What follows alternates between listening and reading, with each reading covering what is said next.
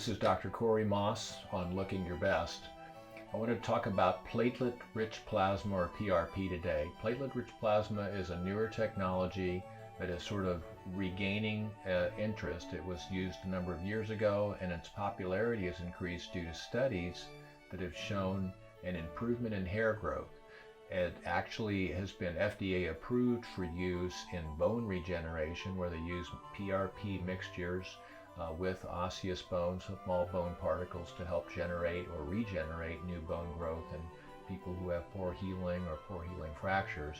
But the applications in hair have now been proven in a number of studies, including those from the Cleveland Clinic and UCLA, where they showed a statistically significant increase in the shaft diameter, the hair size, if you will, and also a statistically significant number of new hairs as measured by a special type of magnified scope that is used to measure hair density. The way the procedure is performed, which is a simple outpatient procedure, which in all these studies and in our experience is very well tolerated. 2 out of 10 on the pain scale. We'll do cooling when we do this, so that it really is a very small needle and comfortable. The studies show that, and the procedure starts with a small venipuncture where we get a little bit of blood, 10 cc's or less, which is less than a couple of teaspoons. And we will take that blood and spin it and process it in a special tube that separates out the red blood cells, the and white blood cells that are the solid parts, if you will, of your circulating blood.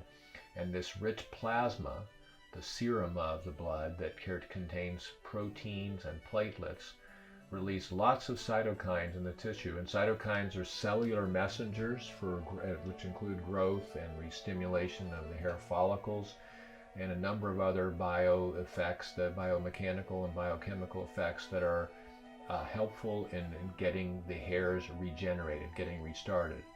Now, there are limitations. We can't take somebody that's completely bald and inject their head with PRP and expect them to grow brand new hairs. Once the follicle's gone, we can't do much.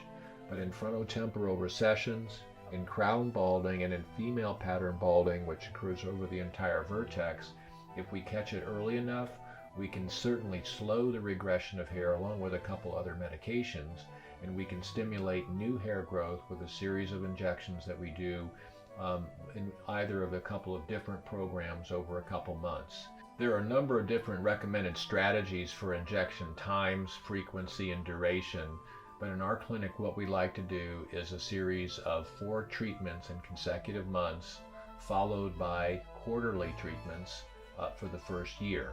After that first year, we recommend at least quarterly treatments to try to maintain what we're keeping.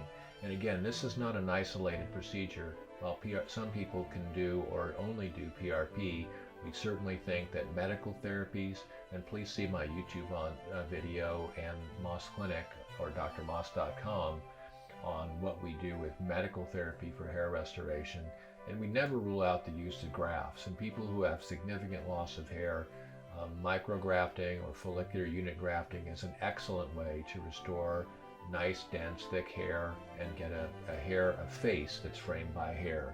You will never be bald as long as your face is framed by hair for the men. And for women that see significant vertex thinning, PRP is an excellent choice along with medical therapy. Again, if you have more questions, don't hesitate to visit our YouTube channel, maasclinic.com, drmaas.com for my video blog, and of course, we always like to see at our Instagram, Dr. Corey Maas. This is Dr. Maas on Looking Your Best.